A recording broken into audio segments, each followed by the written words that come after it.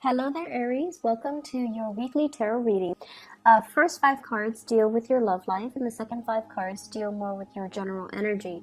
And based on the way this spread is laid out, it seems like it should be the other way around. But I'll go into the explanation in just a little bit regarding the energy that I'm feeling here.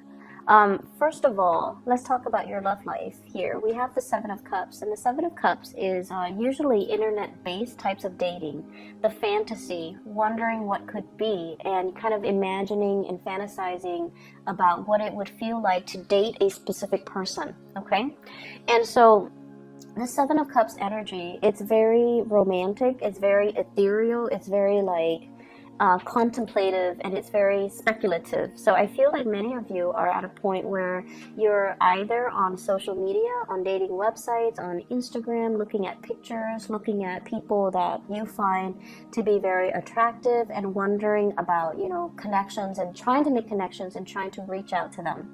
We have as well the Death card, and the Death card is a card about growing up. It's about kind of like a maturation or a change in your energetic vibration. So you're no longer at a point where you're fantasizing. I feel like you're reaching out, you're trying to make things a reality, and there is heavy communication between you and another person. Based on this spread, I feel like very strong Scorpio energy, and for some reason, Scorpio and Aries people are really magnetically drawn to each other. And I feel a lot of it has to do with your no BS approach to life, and the both of you are generally very, very truthful and honest about, your intentions and about what you want. And so if you're dealing with a Scorpio, the energy is no longer like, it's not just about texting or fantasizing about the other person. It's about making things a reality and moving forward and meeting up and, overcoming this, either the geographical distance between you and them in order to make the relationship come together. For others of you, there might be communication as well from a Libra. So I have here the Justice card, which is indicative of the Libra energy. Libra is your polar opposite, okay? Libras, a lot of the times, opposites attract because we recognize in the other person some things that we are lacking in ourselves. Libras are known to be very diplomatic. They weigh out the pros and cons of a situation. They take their sweet time, they drag their feet, and they're not as impulsive as you guys are. But at the same time, they lack the conviction to really stand up and go for what they really want. So there is an issue when it comes to timing here with the Libra. When you're feeling amorous, they might feel busy. They're like, no, I don't really have time to go on dates, or I don't really have time. I can't see you tonight. Basically, okay, if you want me to spell that out for you. And then with the Scorpio energy, it's more like they're a lot more accommodating, and it seems as if the energy is very strong. The chemistry, the attraction is really strong here with the Scorpio, where even despite their busy schedule, they will still make the time to come see you. So I feel like the level of devotion, you have a lot more coming from the Scorpio rather than the Libra person. The Libra person might also have other options that they're looking at. So this is a card here about, giving their energy, time, and resources, and love and affection possibly to two people. You could be the one doing this, choosing between the Scorpio and the Libra, or the Libran person can be the one doing this, where they are devoting their time between you and another person. This is a card about child support and alimony as well. So I feel as if some of you might be in a situation where you're dealing with somebody who has another family. They still have responsibilities as a parent, and they might not have the time for you. So like on the weekend, they might be with their kids, and you're calling them to go out, and they're telling you, I have the kids. That might put a little bit of a damper on your relationship. But I feel like, they're truthful about that. And then for others, I also feel like getting out of a relationship and still having like lingering attachments. So you might be separated and you're trying to date, and that's always, transitions are usually a little bit awkward, but you're you're gonna have to be very truthful and honest, and I feel like the person will get it, okay? And especially if you're dealing with Scorpio energy, they will get it. They understand that, you know, things happen, and they also understand as well that you might be handling things and you might be taking care of things and you might not be ready just yet for that commitment, or you are ready for the commitment, but they feel like you need to take care of these things first because these things are important. So they're looking at you as if, let's just, you know, date each other lightly and go from there. So I feel like many of you, lots of options, lots of dating, lots of communication, as well as multiple options that you're kind of choosing between. You have some really good options. The Six of Pentacles is usually a very good card. It means doing things the right way so that good karma comes back to you. So I feel like many of you are on the up and up. Many of you are open and honest with your relationship partners. So I don't see issues coming in here, okay? The second portion of your reading here, this deals heavily with other areas of your life, whatever is coming out, okay? So once again, the Lover's card and the Magician. This deals with trying to manifest the right people and the right things and the right jobs in your life. However, the energy is heavily laced with relationships as well. So I feel almost like the cards should have been switched, but what I do feel overall, and let me talk about your energy first, because then, you know, it'll be easier to explain. This is your energy here, Queen of Wands. You can be male watching this. It doesn't really matter because the cards in a general reading, they're not gender specific, okay?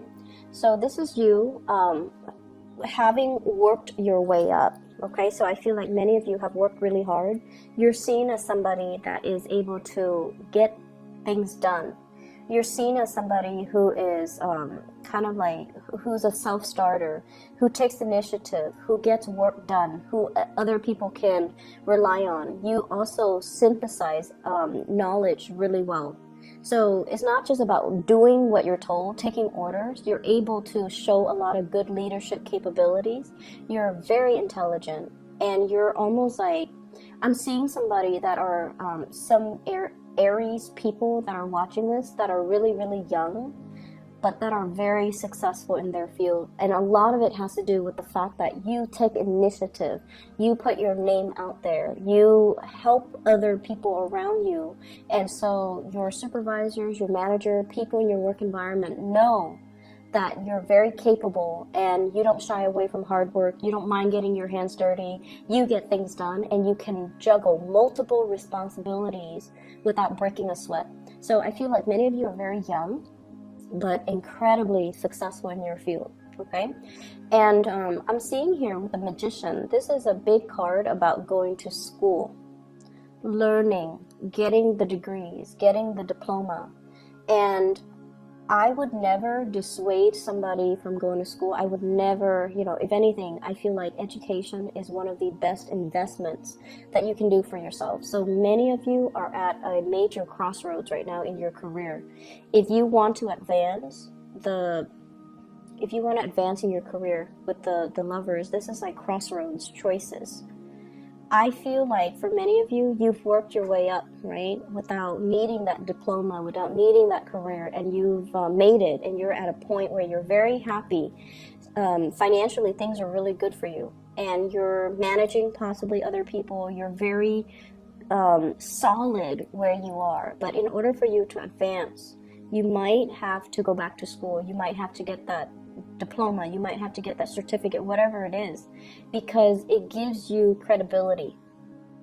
Not that you're not credible with your energy, but the way society is structured, you might need that diploma in order to gain visibility and credibility, in order to be seen as somebody that, you know, can be in charge. So I feel like the obstacle to you in a supervisory position or a managerial position or even a higher position might be the education that you have under your belt. So if that's something you're contemplating and you're looking at it, so I feel like you know, okay, you know this is something that you need to do. You've been dragging your feet, and you've been kind of impatient about it, but I feel like the time is now for you to really look at that and to give it, you know, give it like serious thought, because I feel like your career breakthrough is going to be tremendously high. I also see a situation where your education might even be subsidized. Because of where you work. They might give you tuition reimbursement. They might subsidize your education so that you don't need to pay an arm and a leg for tuition. So really talk to human resources. Look at into tuition reimbursement and see, because I feel like it's calling out to you. It's calling your name, or it's got your name on it. So if you go for it, you're going to receive financial assistance in the work environment, okay? So that's just something to think about. Likewise, the first two cards here, we have the Knight of Cups and the Seven of Swords with the Lovers. I feel like there's a sneaky behavior in your work environment. And there are people that, you know, they don't really deliver. They don't really work to their capacity. Calling out sick when they're hungover, for example. You know, it's a matter of personal responsibility, right? Like, you know, it's a Sunday night, you have work on Monday, so you probably shouldn't be out drinking.